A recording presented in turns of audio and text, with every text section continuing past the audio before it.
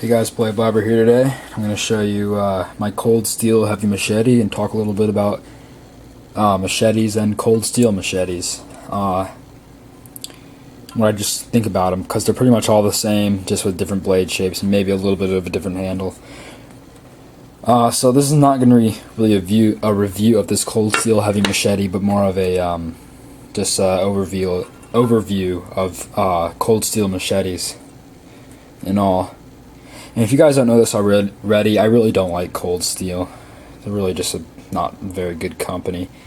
Pretty much all their stuff is made overseas, and it's just way overpriced. That's one of the main things I just don't like about it.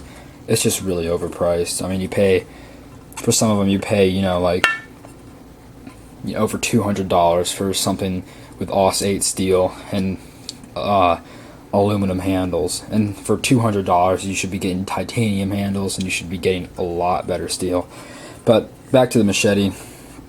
This is the Cold Steel heavy machete, and I've had this for a long time now, almost a year now, and I've used it a lot. You can see that blade has got a little bit of wear on it. It's gone on a couple camping trips with me, and I'm actually pretty happy with it. They go for about $20 each, very inexpensive.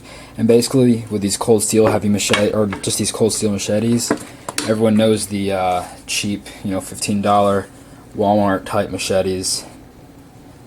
They got their blade is curved, not even, you can just bend it up, and it's just a really crappy machete. You're basically one step ahead of this with the cold steel machetes. They are made in South Africa. I'm guessing it's pretty much going to be the same quality, maybe a little bit better than Chinese quality on cold steel stuff.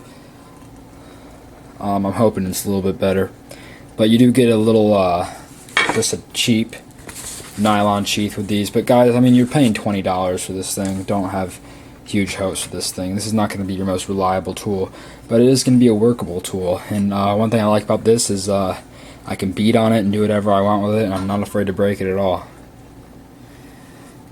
It did come, had a decent edge for a machete. You don't want your machetes razor sharp. I got this one because down here where I live there's a lot more hardwoods, and I'm not chopping through a lot of vines and stuff. I'm chopping through logs and stuff like that, so I needed this heavy one to be used more like an axe kinda. But you don't need them razor sharp, but they need to be sharp, and this one's decent. The sharpness is decent. You can see on here, this is how the edge came. These were here when I got this. You can see those chips in that edge there. There's a lot of small chips in there, and it came like this. The quality control is a little messed up. You can see another one up at the front there. Not the best quality control, but I mean, you're paying $20, so I don't really care. And it still works. Held up really good to rust. I've had this underwater a lot. Used it to